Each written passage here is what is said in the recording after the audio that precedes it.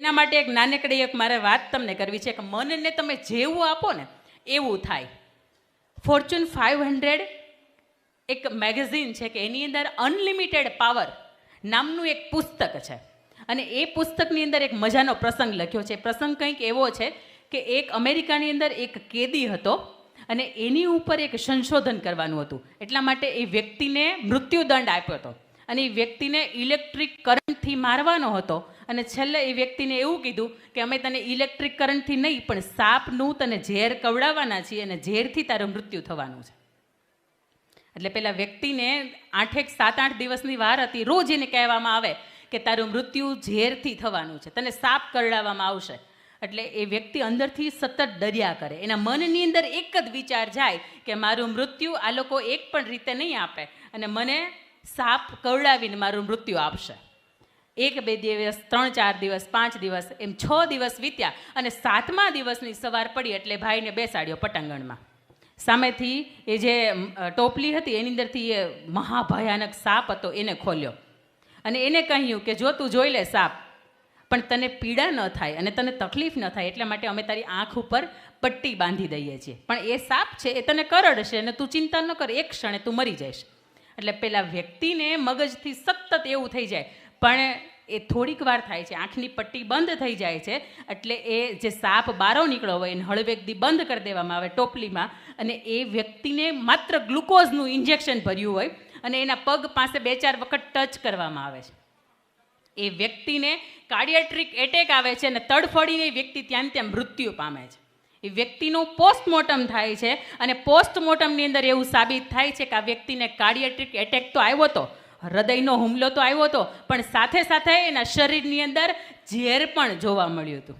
આ મગજની તાકાત છે. તમે મગજને જે આપો ને એ શક્ય છે. એટલે જ માટે મેં તમને કીધું કે આ એકે વાતનો ગપ્પો નથી. આ ફોર્ચ્યુન 500 એટલે વિશ્વની ટોપ સૌથી શ્રેષ્ઠ 500 કંપની હોય અને એમાંથી જે એના જે કર્મચારીઓ હોય એને જે બોધપાઠ આપવાનો હોય અને એ જે પુસ્તકો સિલેક્શન કરીને આ એમાંનું એક પુસ્તક છે અનલિમિટેડ પાવર. એ વ્યક્તિના શરીરની અંદરથી આ તમને ઝેર નામનું તત્વ મળ્યું એ કેવી રીતે મળે? એના મનની અંદર એણે વિચાર્યું હતું કે આ થશે, મને ઝેર જ આપ્યું છે. એ વ્યક્તિને તમે ગ્લુકોઝનું ઇન્જેક્શન પણ ઇન્જેક્ટ નહોતું કર્યું, તેમ છતાંય તે અસર થઈ. અને બીજી તરફ મીરાબાઈને ઝેરનો કટોલો આપ્યો હતો, પ્યાલો આપ્યો હતો, એ હસતા મુખે પી ગયા હતા. પ્રભુનો પ્રસાદ માનીને એને એવું નહોતું કીધું કે હું જે પીવું છું એ ઝેર છે એટલા માટે તમારી મારી સમક્ષ ઉદાહરણ છે કે વ્યક્તિને કંઈ નહોતું થયું. એ આપણી જેમ સામાન્ય માણસ જ હતા. પણ તમે મનથી કોઈ નક્કી કરો છો કે આ આમ જ છે તો એ એમ જ હોય અને એમ જ થાય. તમે અહીંયાથી આના છે ને આ law of attraction the secret પુસ્તક છે એક, એનોય નિયમ છે. જે વિચારો નહીં થાય. તમારામાં તાકાત હોય ને તો આ તમે બહુ શ્રદ્ધાથી વિચારી જોજો કે 1 વર્ષની અંદર મારે આંગણે 4-વ્હીલર બહુ ટોપ મોડલની ગાડી આવે. એના માટે તમારે સતત કટિબદ્ધ રહેવાનું. રોજ પોતાની જાતને એમ કહેવાનું કે જે તે સમયે હું આ 4-વ્હીલરની અંદર હોઈશ. એ હોવ તમે. કારણ કે law of secret, law of attraction એવું કહે છે કે તમે જેવું વિચારો ને એવું થાય. એના પછી ત્રીજી વાત છે, ત્રીજો પદાર્થ નીકળો, એનું નામ હતું ઉચ્ચ શ્રવા ઘોડો. ઘોડો છે એ સખત મહેનતનું પ્રતીક છે. તમે કોઈ પણ બીજા પશુ પક્ષીઓ જોયા હશે તો એ બેઠા હશે ને, આરામ કરતા હશે, પણ ઘોડાને ક્યારેય તમે બેઠેલો જોયો? આપણી ઓફિસની અંદર, ઘરની અંદર આપણે 7 ઘોડા દોડતા હોય એવો ફોટો કેમ લગાવીએ છીએ? કે આપણું નસીબ છે, આપણી પ્રગતિ છે એ પણ દોડતી રહે. વિદ્યાર્થીઓ માટે મારે ખાસ કહેવું છે કે આપણા પાટીદાર સમાજનો દીકરો ગયા વર્ષે કાર્તિક જીવાણી આપણા સુરતનો કેટલા ઓળખે છે? હા, હવે એની ખાસિયત હું તમને કહું. એ વ્યક્તિએ હું ઘોડા જેવી પરિશ્રમની વાત કરું છું ખાસ વિદ્યાર્થીઓ માટે કે પરિશ્રમ કેવો હોય. કાર્તિક જીવાણી આપણા પાટીદાર સમાજનો દીકરો યુપીએસસીનો જ્યારથી શરૂઆત થઈ, એટલે આપણે આઈપીએસ ને આઈએએસ ને જે બનાવે ને એ સંસ્થાનું નામ છે, પરીક્ષાનું નામ છે યુપીએસસી. એની જ્યારથી શરૂઆત થઈ ત્યારથી આજ સુધીમાં ટોપ 10ની અંદર એક પણ ગુજરાતી વ્યક્તિ આવ્યો નહોતો. આ વ્યક્તિએ 17થી 18 કલાકની મહેનત કરી અને આખા ભારતની અંદર 8મા ક્રમે આવ્યો આપણો પાટીદાર સમાજનો દીકરો અને આઈએએસ કેડર એને પ્રાપ્ત થઈ. આ ક્યારે થાય? ઊંઘની અંદર પણ સતત તમારે ઘોડાની જેમ દોડવું પડે. અને બીજું મારે તામિલનાડુની ખાસ દીકરીઓ માટે વાત કરવી છે. આજના સમયમાં આપણે દીકરીઓને છે ને રીલ્સ જોવાનું ચાલુ થઈ ગયું છે. લિપસ્ટિક લગાવવાનું, હાઈ હીલની સેન્ડલ પહેરવાનું, પાછી નવું નવું જે પણ આવ્યું હોય એમાં આપણે મોટા વરાછામાં બધું દેખાય જ આવે. આમને ખાલી રોડ ઉપરથી નીકળ્યા હોય ને તોય દેખાય કે આ નવું કંઈક આવ્યું છે. તામિલનાડુની એક દીકરીની વાત કરવી છે. એનું નામ હતું નાગરત્ના. એના મમ્મી ભીખ માગવાનું કામ કરે. કારણ કે એક વખત બરાબર સાંભળજો, એના મમ્મી ભીખ માગવાનું કામ કરે મંદિરની બહાર બેસીને. એના પપ્પા દારૂડિયા. આવી પરિસ્થિતિની અંદર ગવર્મેન્ટ સ્કૂલની અંદર એ દીકરી વિધાઉટ ટ્યુશન ભણે છે. અને રેકોર્ડ બ્રેક આજ સુધીમાં તામિલનાડુની અંદર 98.97% એક પણ વિદ્યાર્થી પાસ નથી. ધોરણ 12ની અંદર આ દીકરી શનિ રવિ ભીખ માગવાનું કામ કરે. અને સોમથી ગુરુ ને શુક્ર આટલા દિવસ સખત તૂટી જાય એટલી 15, 20, 25 કલાક સુધીની દિવસની અંદર મહેનત ડબલ કરે કે આવતા દિવસોમાં મારે ભીખ માંગવા જવાનું છે. શનિ ને રવિ માતાની સાથે પોતે ભીખ માંગતું હોય અને એ વ્યક્તિ તામિલનાડુની અંદર પ્રથમ ક્રમાંકે ધોરણ 12ની અંદર આવે છે. આ વિચારી ન શકીએ કે આપણે આ તાકાત ક્યાં છે. આપણી પાસે તો ખૂબ ભૌતિક સગવડતાઓ આપણે મા બાપે આપી છે. સ્કૂલે જવું હોય તો આપણે ચાલીને નથી જવું પડતું, બહુ નજીકમાં હોય તો વાત અલગ છે. બાકી આપણા માટે જવાની, આવવાની, આપણને વાંચવાની, આપણને સરસ જમાડવાની બધી તકલીફ આપણા મા બાપ ઉઠાવે છે. મા બાપ આપણા માટે ઘોડા જેવો શ્રમ કરે છે. તેમ છતાંય આપણે એને વળતર આપીએ. આ વળતર એને આપવાનું છે. આપણે તો ઘોડા જેવી મહેનત કરવાની છે, પણ સાથે સાથે આપણા મા બાપે આપણી ઉપર જે મહેનત કરી છે ને મહેનતનું વળતર. ત્રીજું, ઉચ્ચ શવા ઘોડો, આપણે એની વાત કરી કે સતત દોડવાનું, સતત મહેનતનું પ્રતીક છે. અને ચોથું, ઐરાવત નામનો હાથી. હાથીનું એક એવું બતાવે છે, હાથી છે એ સ્થિરતાનું, ધીરજનું.